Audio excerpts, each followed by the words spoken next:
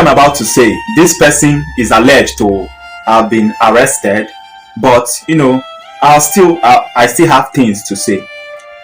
There is a man from Ghana called Ebonoah who is claiming that God is about to destroy the earth with water in a few days.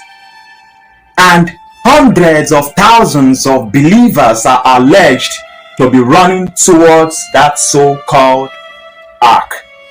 But true Christians already know the truth. Abraham bargained with you, Father. Abraham bargained with you. You said, even if 10 righteous people could be found there in Sodom and Gomorrah, Father, this era, we are plenty. Father, please save us. So many out there, I suspect this man sees this as a well-planned out content to gain popularity and money. He made a video saying he is not telling anyone to quit their jobs or sell their houses. But same man is still preaching that he is building an ark because God will destroy the world, which includes your jobs and properties, obviously. But if you ask me, I'll say this man already knows his prophecy is fake and already knows many may charge him to court for losing jobs and properties if such does not happen. So he's trying to shield himself legally from that, at least from now. Because he knows he will come out from that ark to face the wrath of the law. Because his prophecy won't come to pass. I can tell you that for free. But expect this, that few days before his so-called prophecy happens on that main day, this same man will come out and tell you all that he begged God on behalf of the world not to destroy the world. And God has finally listened. And guess what? Many will believe, while many will hate Christianity for this and decamp to other religion, which is the exact main plan of the devil in making this go viral in the first place. So he stumbles many. Because devil owns the earth if you read the Bible well. He gives fame, he gives everything now, right? So now, to those of you who believes this deception of Ebonoah, before I even start focusing on Ebonoah, let me first start spotting your lack of knowledge. Back in the day of Noah, God gave him the design for the ark. That design, I believe, was unique and advanced than any other floating object of that time. More advanced than any ship or boat. God hates magic, so he wasn't going to save Noah and every other people by magic. He always follows process which will always leave a proof of how he did it. So he gave Noah a design that could withstand that very kind of flooding. Something that was covered below and above, unlike ship of those days that such rains would have filled up the ship from above until they got tired of bailing and then drowned. But today, we have ships, yachts, that are well covered and designed than the Ark of Noah. Just like it is written that in the end, the knowledge of many will increase. So therefore, look now at the knowledge regarding the designs of the ships of today. Now we even have submarines that can be in the heart of the flood beyond 40 days and nights with people chilling in it while the whole earth were to be flooded. So I ask, in this kind of advanced generation, what is special in going to the Ebonoah's ark for safety? Before you even start defending this deception with some funny analogy, I have some things to say that may be thought-provoking to you. So please hold on. Now let me start by saying, though God Jehovah has already made a covenant with man in the past, which is never to destroy the earth with water again, which literally seems more like blasphemy for Ebonoah to claim same God is about to do it again. Because that's you trying to make the world look like it's rebelling itself. That's you saying God is about to break his covenant. That's you saying God is a liar. That's you saying there will be no more rainbow. But for a moment, let's imagine Ebonoah's claim were true. In an advanced generation as this, don't you think the commandment from Jehovah God to this so-called prophet would be for him to actually go out to tell the world that everyone should run to ships, submarines, well-designed yachts closest to them for safety and preservation? I mean, Not everyone who believes could even afford a ticket to fly to Ghana to board the ark, I am here interceding for those who are coming. I am here interceding for those who don't have passport but they want to come. God is so intelligent and organized, so why would he in this generation direct a population of over 7 billion to an ark that can barely accommodate 5,000 people and cannot even accommodate the animals in just one zoo? Not to even think of the species around the world. The 5 arks Ebonoah has built so far, allegedly, puts them together and they still can't level up to the Titanic, and today we have ships way bigger than the Titanic. Come to think of it, why didn't God instruct him to take in 2 of every kind of animals around the world into the ark, just like Noah did? Because I did research and I didn't hear him speak of that. For those of you planning to leave us and go into the ark with him, does that mean when you all come out of that ark, there will be no more KFC? I mean, no more chicken, no more bushmeats, no beef, nothing. It's just like you're saying God realized animals are not necessary, so now he just wants a new earth filled with vegans. As for the funny analysis you may be having now, in the sense that Ebonoah's ark is the anointed one, and if you enter into a submarine or other ships, God will destroy them. If that's your belief, please understand this. It is written that God will always be there for the righteous, and since Jesus died, we do not become righteous by works, but by faith.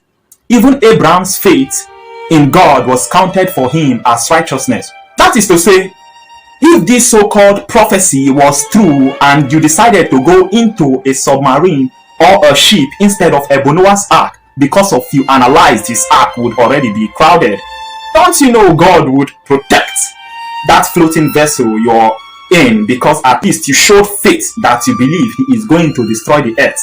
You showed faith that he exists and is capable of what he said he would do. So that vessel you boarded would also be protected by God Jehovah, because your faith in him through the message would be counted for you as righteousness.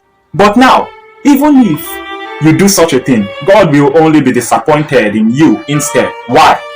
For believing such a blasphemous message, because you do not believe in his covenants he even made with the sign of the rainbow we see till today, which presence is a reminder to God and man that Jehovah God will by no means ever destroy the earth with water again. So now, Ebonoah may unknowingly but certainly be acting as a vessel of the devil, sent to confuse Christians and push many into abandoning the faith when his prophecy fails. And here's why. Number 1, God already made a covenant never to flood the earth again. After the flood of Noah, God looked upon the earth and was grieved. Then he made an everlasting covenant with Noah and all generations after him, which is us included. I establish my covenant with you, he said. Never again shall all flesh be cut off by the waters of the flood. I set my bow in the cloud, that is rainbow, and I will remember my covenants. Genesis chapter 9 verse 11 to 16. The rainbow itself is the reminder of this covenant. So any man claiming that God is about to destroy the world with water is directly contradicting scripture. Such a person is not speaking from the Spirit of God. 1. The danger of stumbling God's people.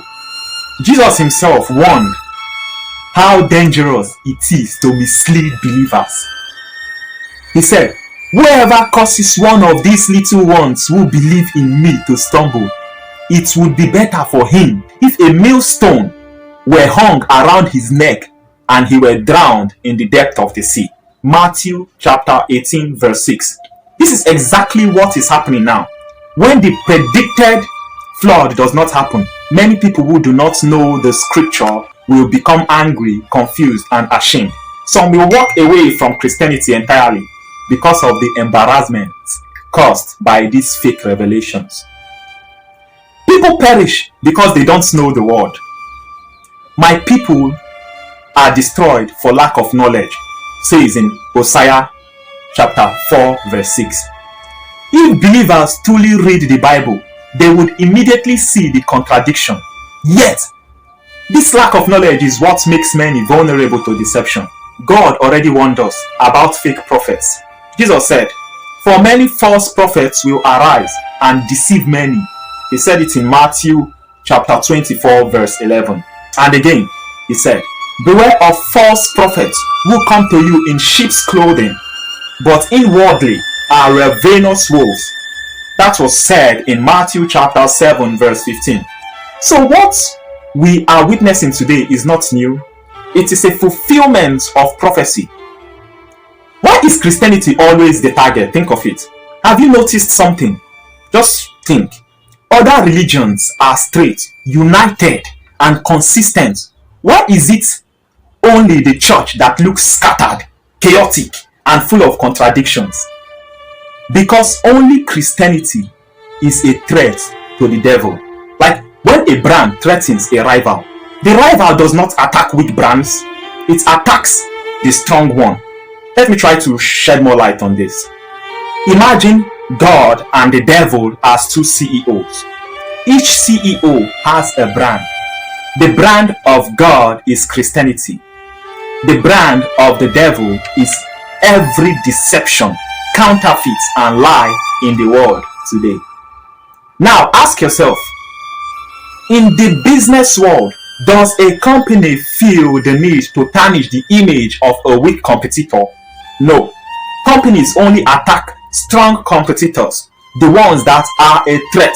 That's why many religions that devil operates in, he gives them this mindset to threaten their people not to listen to other religion. But as a Christian, I can listen to this religion to find the truth. There should be free will. Let them hear. If you believe you have something real in you, that you're showing your customers a real product, you will not be scared. You will tell them, go and look elsewhere. When you see it is not good, you will come back to me. So Christians are never scared of saying, okay, go and listen to this, go and listen to that. Any church that claims to be a Christian that makes you avoid any other place, run away from there. There is something. A church should not hold you from going to listen to the truth from another church or anywhere. I can listen to any voodoo, anything, and that will even give me more strength to say, oh, truly God is God. I have heard so many religions, and when I hear it, I'll be like, oh, sometimes I don't blame them. I'll be like, oh, no wonder you speak out of ignorance. Then I'll try to enlighten them, but many do not listen. There is nothing to fear when you sell a real product. This is why the devil invests so much energy into scattering the church, impersonating pastors and prophets, creating fake revelations, fake miracles, and fake visions, all to destroy the reputation of God's brand. Just like terrorists wear army uniforms to destroy the name of the military. They use it to create all kinds of crimes on the road. Then people will be like, it was created by some army personnel, but it was created by terrorists, like Nigerians who relate to what I'm saying. False prophets wear the uniform of Christianity to destroy the name of Christ. Because the devil knows that if people ever discover the true value of God's brand, he will lose every customer. So, be a wise customer. Not every prophet wearing the uniform of Christianity belongs to God. If this man was to come across this video, I would say to him, dear Mr. Ebonoah, your actions are leading multitudes into confusion, whether knowingly or unknowingly. You are stumbling the children of God. Something Jesus warned severely against. And on the day your prophecy fails, the damage will be deep. People will fall away, not because God failed them, but because they followed a man who never spoke for God in the first place. So, fear God if you don't. Not a threat, but just wait for him. See you next time.